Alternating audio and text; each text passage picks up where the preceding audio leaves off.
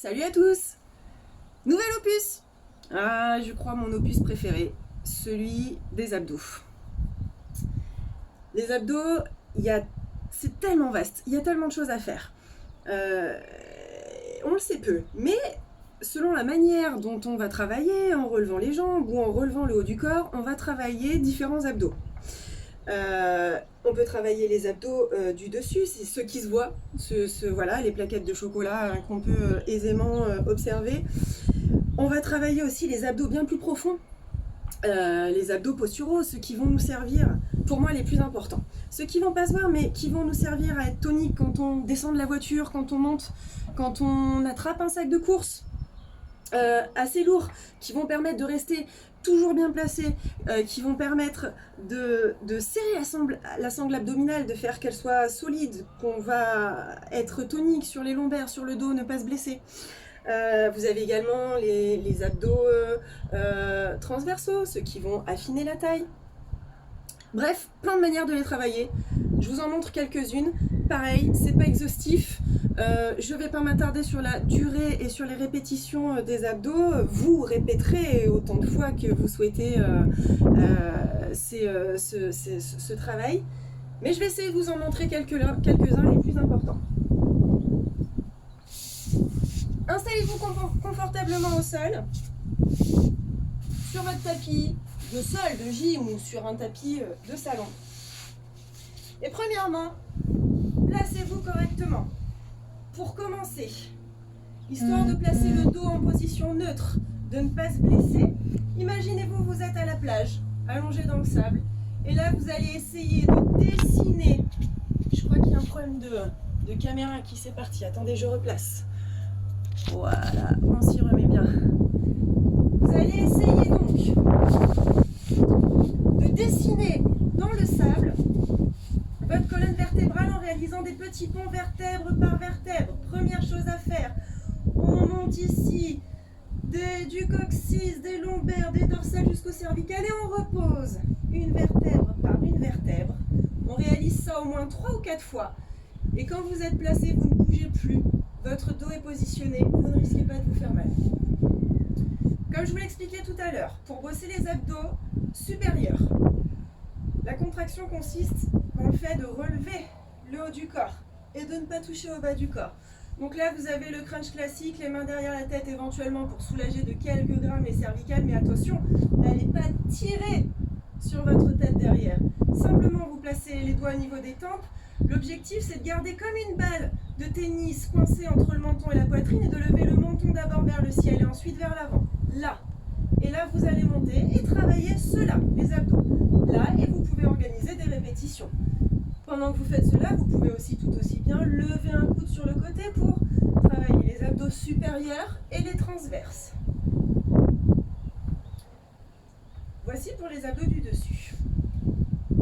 Tous les exercices qui vont consister à faire monter les épaules vont vous faire bosser les abdos supérieurs. Pour bosser les abdos plus profonds, vous allez en fait lever les jambes vers le haut du corps. On peut commencer sur du facile pointe de pied au sol, simplement remonter les genoux à la poitrine. Ici, on peut coupler les deux en venant toucher les genoux et les coudes. Et en enchaînant, on monte, on descend. Et là, vous bossez les deux abdos. Si vous voulez garder la tête au sol, vous pouvez simplement monter jambes tendues, les pieds bien flex, les jambes bien tendues. Et là, vous allez bosser les abdos posturaux profonds. Ici, plein de variantes. Les bras écarts au sol sans forcément vous y appuyer. Vous pouvez dessiner des petits crans vers l'avant, vers l'arrière. Toujours repasser en position au milieu, vers la gauche, vers la droite. Vous remarquerez que je ne fais que des petits mouvements. Parce qu'au début, quand on ne le connaît pas, celui-là, il ne s'agit pas d'aller faire des mouvements énormes qui vont vous faire bosser sur l'élan. Vous restez dans un petit cadre. Et là, c'est vraiment les abdos qui vont bosser. Vous allez voir, c'est pas évident déjà quand on n'a pas l'habitude de le faire, de rester rien que comme ça, les jambes tendues. Vous pouvez faire de même en fléchissant les genoux et en vous appuyant. Tout doit être un angle à 90. Les pieds doivent être à 90, les genoux à 90, les hanches à 90. Si vous êtes là, vous bossez moins.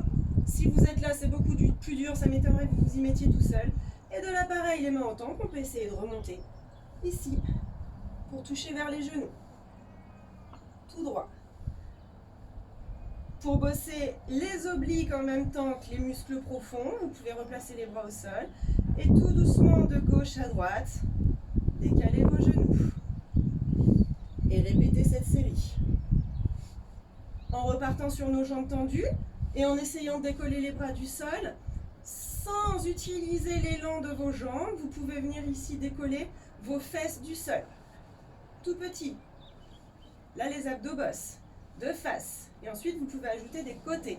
Décaler les fesses à gauche, à droite, à gauche, à droite. Et revenir dans l'axe et relâcher. Ensuite, vous pouvez coupler certains abdos. Par exemple, en mettant un talon sur le genou. Avec les doigts aux tempes, vous allez remonter le coude opposé au genou. Et de là, simplement, on vient descendre la tête au sol en ouvrant le coude et venir toucher le genou. Ensuite, on peut changer de côté et enchaîner du côté gauche. Une option avancée pour celui-là.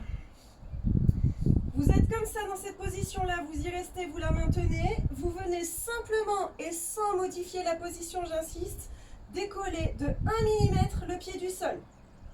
Puis décoller de 1 mm le pied du sol, du genou d'abord et du sol ensuite. La position ne doit pas être modifiée, c'est-à-dire qu'on ne doit pas vous retrouver ici. Vous partez de cette position-là, simplement, plus rien ne touche, plus rien. Et vous enchaînez à nouveau.